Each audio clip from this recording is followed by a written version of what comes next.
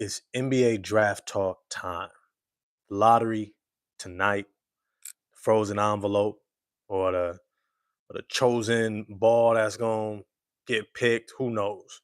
Uh, I don't think the NBA leaves it up to chance anymore. Who's gonna get that number one pick? And that just is what it is. I'm not even mad at that. I'm not even disappointed because some of these franchises don't deserve the number one pick. I wouldn't trust Charlotte with a number one pick to save my life. All right. But it should be interesting because depending upon who gets drafted where, it can reshape teams, it can reshape conferences, it can reshape divisions that we're looking at for the foreseeable future. Um, just as an example, what happens if Philly gets the number one pick? What happens if Philly gets Cooper Flag next to Joel Embiid, Paul George, Tyrese Maxey, Jordan McCain, Qu- Quentin Grimes, right? Like all of a sudden, that reshapes that entire team and their potential outlook, right? But let's say Chicago gets it, right? And so on and so forth. How this plays out has ripple effects. The teams that don't get that guy, do they make other moves? And so we're going to dive into some draft content right now. I hope you enjoy it. This is an interactive live, so feel free to put comments and thoughts in the chat. I'll do my best to respond to them as you do. Uh, some people might say, this is mostly a Detroit Pistons channel, mostly. Um, Even though I'm gonna do more and more extensive, videos on other teams and other scenarios because it's the off season. There's so much going on in the league. Is Giannis going to get traded from Milwaukee? Things like that. And so when we look at the landscape of the league, there's going to be a lot to talk about. But right now, this is about the draft. When we think about this draft, let me just start off with this. Most of these guys ain't gonna make it. Let's just be real. And when I mean make it, most of these guys are not going to supersede their rookie deals. Most of the guys, the majority of these guys, are going to end up playing in Spain, Australia, in the G League for a little bit. Most of these guys are not going to pan out. That just is what it is. It's the league. The league is just too competitive. Uh, oh, what's good, my man? I didn't call you back. You supposed to call me back, man. You supposed to hit me back because you was the one headed home. But it's all good, man. This is just draft talk right now. But when you think about the different talents that you're seeing, um, there are some guys that are as close to can't miss as you can get. And those guys are generally going to be in the top five. Now, when I say can't miss, I'm not talking about they're going to be future Hall of Famers, All Stars, All NBA. I mean, they're going to have a long term career in the NBA. That is a successful draft pick. If you draft someone who ends up having a 10 to 12 to 16-year career, uh, that's how you know you selected a quality player. That's how you kind of grade the value of the draft pick. Now, whether or not they worked out for you is circumstantial. It's purely circumstantial because you might grab a guy who uh, maybe he just doesn't fit your timeline. Maybe he's talented, but then you have somebody else that pops and they become great and it speeds up your timeline. And the other guy still needs to get his body developed. He needs to figure out some of his skill work. He needs to, acclimate to the physicality of the game. Maybe he just doesn't fit and he moves on. Right. And so a lot of these things are playing out when we see the draft. When we look at what Troy Weaver has done, right? Killian Hayes, a lot of people get on him about that. I don't. It was COVID. You couldn't bring him in for workouts or really interviews. So you went with the guy that everyone thought was going to be really good. Like everyone thought he was going to be good. There, there, there was no media content out there talking about how Killian Hayes was not going to make it. They saw his skill, they saw his size, they saw his prototype. He's coming from international play where they have a very strong structure around fundamentals and understanding the game, playing it at a high IQ level, which he still does. We just didn't factor in him not being able to develop the confidence to play like a James Harden. He had the physical ability. He had well, maybe not physical in terms of his body, because James Harden stayed 2 years at Arizona State. He got himself a lot stronger. He also used to be a doughboy. A lot of people don't know this. Not a doughboy in terms of like slanging, a doughboy in terms of like big, hefty. James Harden used to be hefty. He used to be, a fat boy. Um, and then he lost weight. So he had a lot of strength already. Killian Hayes is coming from the opposite end. He was skinny, trying to get bigger. So how he used his body was going to be very different than what we saw from a James Harden. What it looked like for him to get into a strength and conditioning program to look like James Harden was going to look different than James Harden. All that's to say is when you look at that pick, it wasn't a bad pick. It just missed. And people don't understand you are going to miss as a general manager far more often than you're actually going to hit. For Troy Weaver to have hit as often as he did in the draft with Cade Cunningham, right? Because he could have went with Jalen Green, and then you end up with a guy who's 13 points a game in a playoff series, shooting under 40% from the field, right? But he took Cade Cunningham, hit. He took Jaden Ivey, Jalen Duren, hit. He took Asar Thompson and Marcus Sasser, hit. And then he had influence around Ron Holland and Tolu Smith and Bobby Klintman. And Bobby Klintman and Tolu Smith is still kind of yet to be discovered, but I would say they look promising, right? And that was Trajan Langdon. I get that. But Troy Weaver had a hand in that as well, as we all eventually found out. All this to say is he did a good job. He did a better job than many. Think about the Chicago Bulls and whiffing on taking Patrick Williams. Even though he's still in the league, he's not even a starter. And you chose him over significantly other talents. Look at a team like the Golden State Warriors. Took guys like James Wiseman, couldn't develop him. Wasted number 2 pick because they couldn't develop him. Passed on Tyrese Halliburton. Right? So these are all things that play into these draft prospects and how their career outlook gets. You have to be aware of your team's timeline. You have to be aware of its roster construction, its needs, its outlook. And when I say timeline and outlook, how close are they to the playoffs? How close are they to contending for a championship? Or how close they are to probably trying to tank another season and get another higher draft pick, right? That's going to tell you its timeline, what they can actually bring in. Because you can't bring in a guy like somebody suggested, I think his name is Will Riley or something like that, something Riley from Illinois.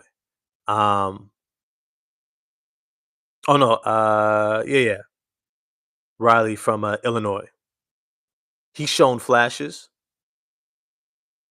but he's about 175 pounds soaking wet at 6'7". How long is it going to take him to be able to contribute on an NBA team? If you're a playoff team, that's an insignificant pickup. Yeah, you might get him, be able to flip him later on, trade him later on, if somebody wants him, if he's doing well enough in the G League, because he's not going to get playing time to show other teams what he can do. So he's not an appreciating asset, right? He's not a guy that's going to be able to step in and contribute and show you what he can do. So this is something to consider when you think about a draft pick. What is your timeline? What is your outlook as a franchise? Are you rebuilding? Are you developing? Are you in win now mode? So let's start with this draft. I like this website Tankathon because it's just really just simple. I'm not being, sponsored by them. I'm just shouting them out because I've heard it on another website, um, YouTuber, for NBA Locked On Draft. They do draft content. I follow them for a lot of stuff, both on X and YouTube.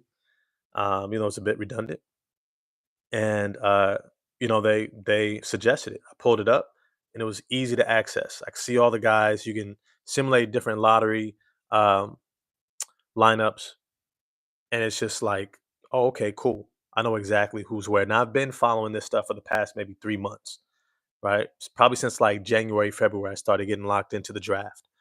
And so a lot of these guys I'm familiar with. Some of these guys I'm not. But I'll say that this is not a draft if you're looking for a home run franchise player who's going to be the number 1 player on a championship team. There's no Cade Cunningham, right? There's no, I would even say Evan Mobley, even though I would think Cooper Flag is closer to Evan Mobley than he is a Cade Cunningham. He's not a transcendent talent, but he could be a really great talent. All that's to say is, let's dive into this lottery. At the top of the draft, we all know Cooper Flag is Dylan Harper, Ace Bailey. That's kind of like the top tier. Those guys are locked in. I think one, two, three, it doesn't defer. It doesn't matter who you are, where you're picking. If you're in the top three, one, two, three, that's how they go in that order. Talent wise, ceiling, floor, potential, they're all right there, right? Ace Bailey has the highest ceiling, then maybe Cooper Flag and Dylan Harper because of their athleticism and length and size, positional size. Highest floor, probably have to go Cooper Flag, Dylan Harper, Ace Bailey. But Dylan Harper, positionally, I think what he brings is so needed in today's NBA. His value is actually a little bit higher than Ace Bailey. Also, because his floor is so much higher. Ace Bailey probably has the lowest floor of the top three. Floor meaning at your worst, at the worst. At Ace Bailey's worst, he could be, what's his name? Cam, Cam Reddish. Ace Bailey, if nothing works out for him, he could be Cam Reddish, a journeyman trying to figure out how to change his game from an offensive tool to a defensive 3 and D guy. Just trying to make a roster, hoping to have a career, getting minimum deals. That's the floor of Ace Bailey. The floor of Dylan Harper is probably a six man. That means starting level, probably can play shooting guard or point guard, um, but it's probably going to be a long term starter for the foreseeable next 10 years. That's his floor. His ceiling, all NBA. All NBA. Cooper Flag has a little bit higher floor. I think his floor is fringe all-star, high level, like almost like Aaron Gordon. That's his floor. Not as good of a passer as Aaron Gordon, but that type of a player, that style. His ceiling is all NBA. If he develops a bag to be able to score, face up guys, take him off the bounce, he improved his jump shot. His ceiling is all NBA. Now, here's why it really matters, especially for us Eastern Conference fans, Detroit Piston fans. Why does it really matter? You might say the Pistons are picking in the second round, 37th pick. What does it really matter for my team? Well, here's the thing, like I said at the beginning, it can reshape your entire division, it can reshape your entire conference, if not the league, based upon where you're picking.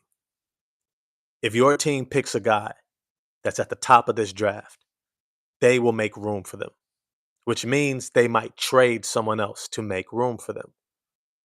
If they pick someone, the right someone in this draft who works out, it might propel that team from a fringe playoff team to a middle of the pack, from a middle of the pack to the top and potentially a contender, from a contender to over the top, right? And you might be thinking, well, who's a contender that is selecting anywhere near the top of the lottery? Philadelphia 76ers, right? This was a championship built team until all the injuries, Joel Embiid, Paul George, and the like, Jared McCain. So then you bring all those guys back healthy next year. And let's say you get a Cooper Flag or even a Dylan Harper. Completely changes the landscape. Completely changes things. Completely. You look at Dallas. Imagine if Dallas gets Dylan Harper on that current team with Klay Thompson, PJ Washington, Najee Marshall, Daniel Gafford, right? Derek Lively, all those guys over there. All of a sudden now you have this very dynamic scorer, playmaker, facilitator at 6'5", 6'6", lefty. And now he's playing that Kyrie role on a team who needs every bit of his talent, but has the veteran leadership and know how to insulate his learning curve. All of a sudden, that could change everything. right? And I'm a big fan. I'm gonna be honest with you. I'm a big fan of top lottery picks getting selected by winning teams.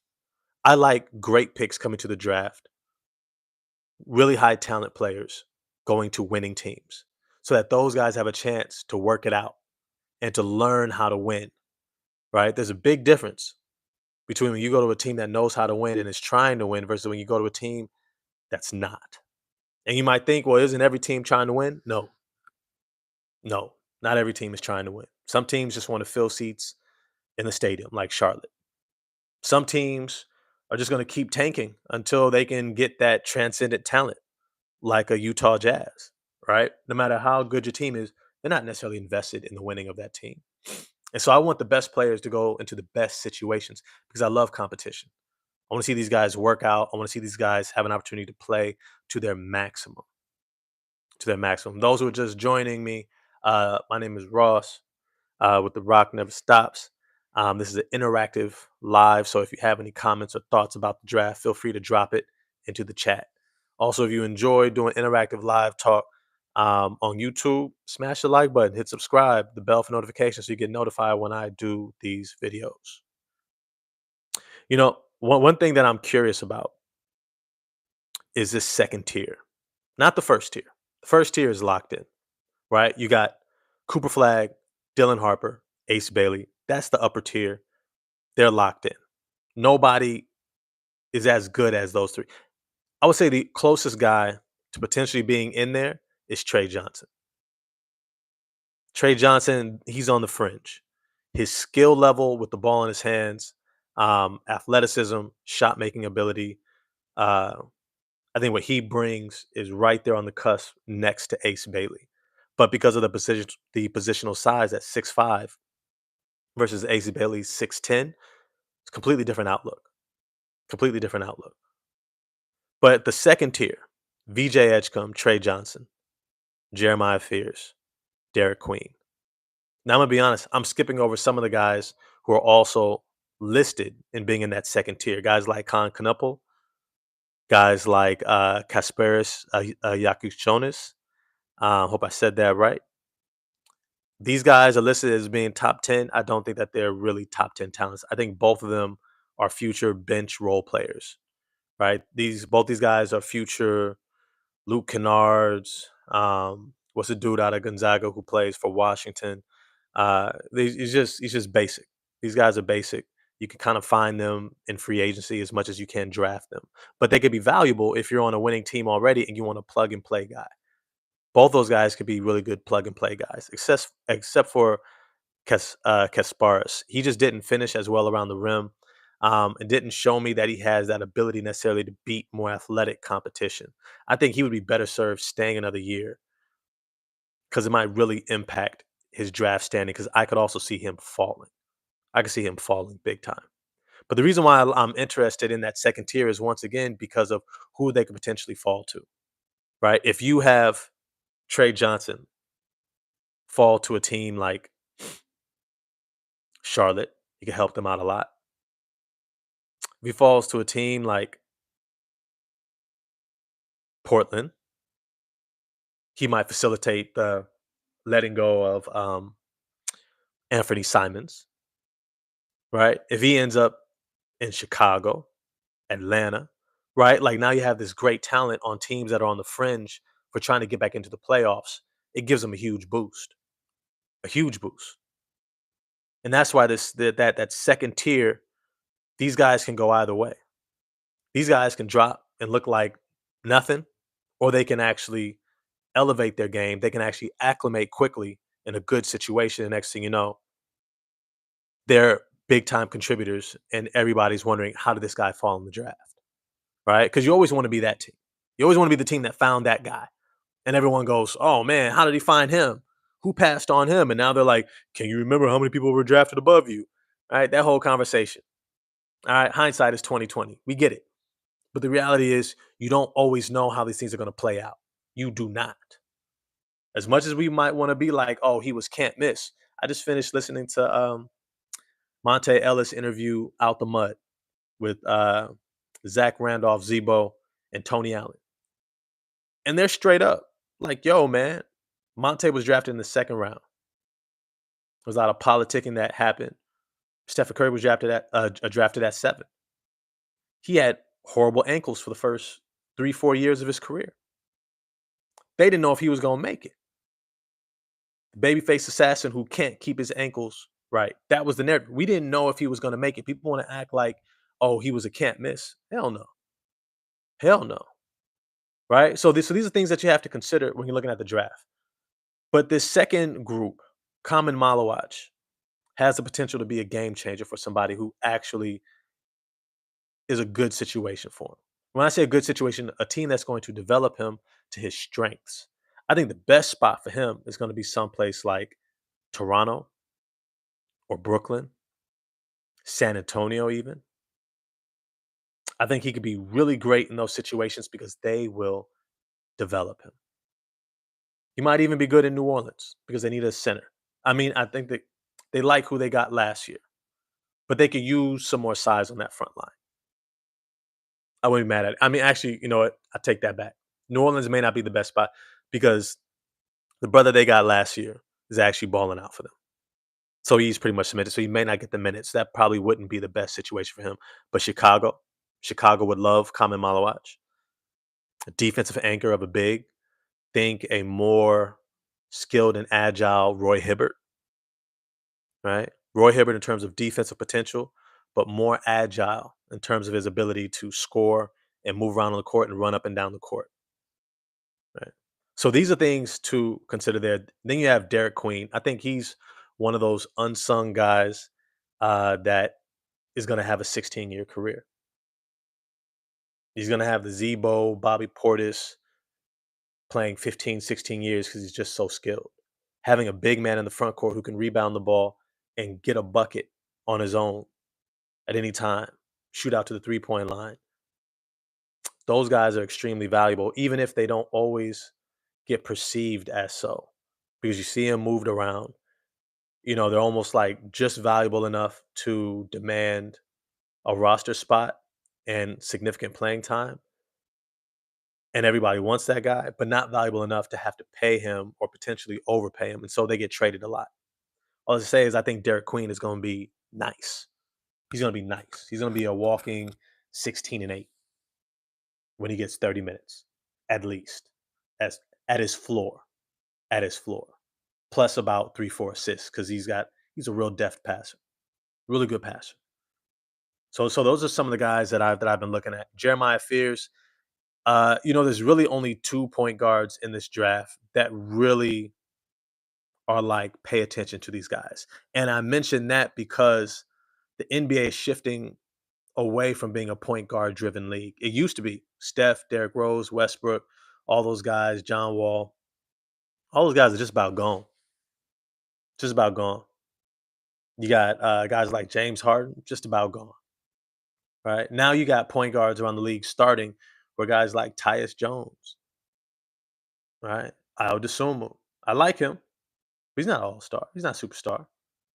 Right? You got guys who are starting at point guard who are like 5 years ago, 6 years ago, 8 years ago, they were backups.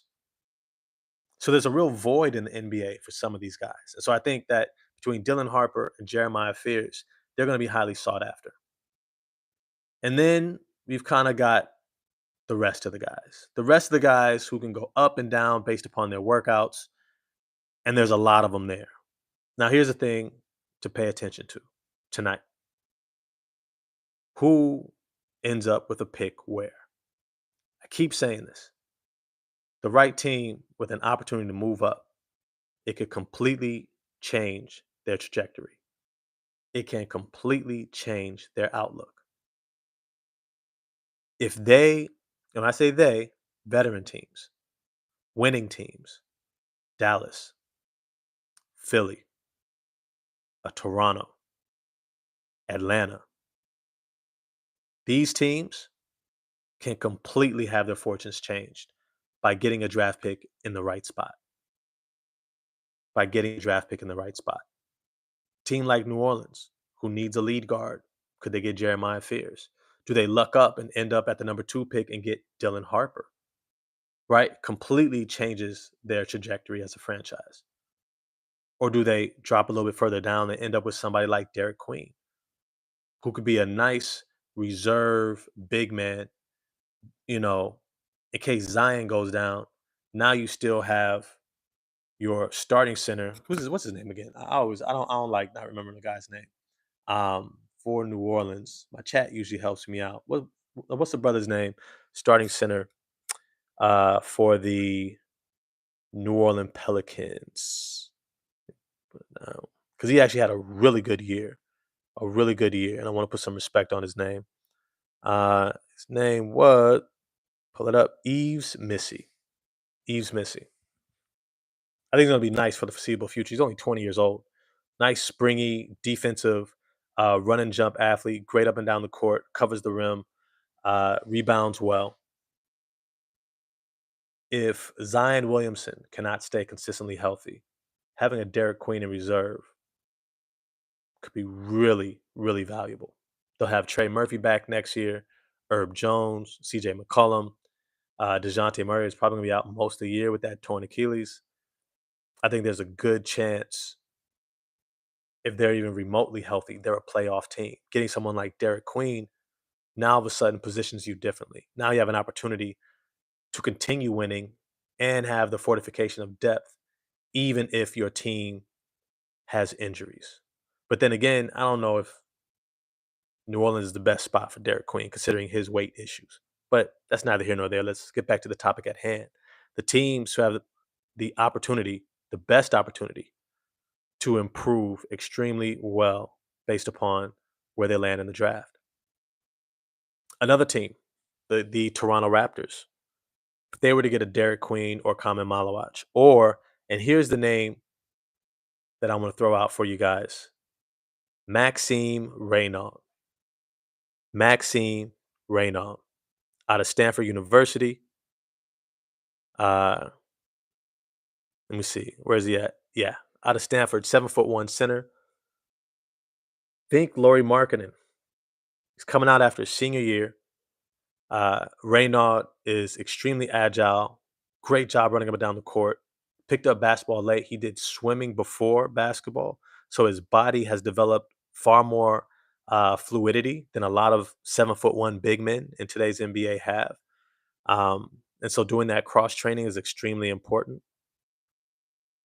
But I think that he has a type of talent in terms of his shooting ability, post skills, his ability to finish inside, his athleticism, getting to the rim and finishing. He is going to be someone who I think is going to skyrocket throughout this draft. I think he's going to end up in lottery. I have his talent wise. I can't see him falling past 10. I can't see Maxime Reynaud falling past number 10. Consider how big the NBA is getting right now. And when I say big, I mean 2 7-footers. A Cleveland with Evan Mobley and Jarrett Allen. Milwaukee with Brook Lopez and Giannis Antetokounmpo. Or Giannis Antetokounmpo and Bobby Portis. Mitchell Robinson and Karl Anthony Towns. Right? Derek Lively, Daniel Gafford. Right? The NBA is getting massive. If you don't have a 7-footer, you're going to suffer. You don't stand a chance. Maxime Reynaud has the ability to be big time for somebody, especially in the right situation. You look at him, and the reason why I also said he doesn't fall past 10 is because I got teams like Atlanta, Chicago, Houston, Toronto, who are all in high need for a center. All in high need for a center. The only center that I would clearly rate above him, clearly, is probably Kamen Malawach because of his defensive potential. But even then, some people are going to look at Reynaud and be like, man, but he's ready right now. What that means is that what we're going to see is teams are going to start to scoot up and see if they can grab him. Right? There's going to be teams in the mid lottery to the late lottery who might look to position themselves to get Maxime Reynaud because of his value. Something I've always said, I think that more big men need to stay in college longer so they can develop the ability to dominate. Maxime Reynaud averaged 20 and 10. He dominated in his senior year. He was one of those guys. I think he's going to come to the NBA and immediately make an impact. Like a Zach Edey, he's ready to start from day one, ready to start for a winning team, a playoff team from day one. That is rare. That is rare. I'm telling y'all, the NBA is getting to a point where they don't really have the bandwidth to develop guys. There's too much talent coming in, right? You look at Cody Williams, Jalen Williams' younger brother, drafted out of Colorado. I thought he was way overhyped. He was not ready. Everything that we were hearing about him in the draft, inconsistent, unsure of himself. He disappears at times. His body needs to develop. His skill, talent level is still really raw. At times, he shies away from contact. These are all telltale signs someone's not ready. What happened this year, his rookie year? It's probably I think he was listed as one of the worst players in the NBA this year, playing for Utah, which meant he was going to get opportunity. So these are things to consider when you're looking at draft picks. Many times for me, I love to get high talent guys, but that high talent has to have a skill, a definable skill that can translate to the NBA immediately, meaning they do something at an elite level, an NBA best in the world level that can translate immediately. If they don't have that, I'm cautious of those guys. I'm really cautious of those guys. Really cautious. Productivity is a big telltale. If you are productive in college, meaning you're averaging over double digits a game, you're consistent, your team's playing you a lot of minutes, they depend upon you, you're in a position of leadership. These are all signs that your game is going to translate. When you're not, it's a major reason why Ace Bailey is number 3 and not number 1. Because that floor, he can look great, he can look terrible. Right? He could be the most important player on the court, he can disappear. That's scary. That's scary. All this to say, I think this draft is going to be interesting. This isn't going to be a long video. I don't have too many of you guys chatting up in the comment section, so we're just going to wrap it up. This is going to be an interesting lottery. I'm looking forward to seeing who ends up where, because I think I'm going to do a video after that to really be like, yo, based upon this lottery pick, this team's going to make a jump. Teams like Chicago, Atlanta, paying a lot of attention to Miami. Man, imagine if Miami gets somebody like, uh, imagine if they get somebody like Jeremiah Fears, Dylan Harper to be the lead guard. Damn. They're going to be scary quick. Right? So these are all things that I'm considering. I'm glad y'all were able to jump on with me. If you enjoyed this live, smash the like button and subscribe and the bell for notification. I'm going to be back on after the lottery. If not later on tonight, probably tomorrow morning. Yeah, smash the like button, hit subscribe, bell for notifications, and I'm out.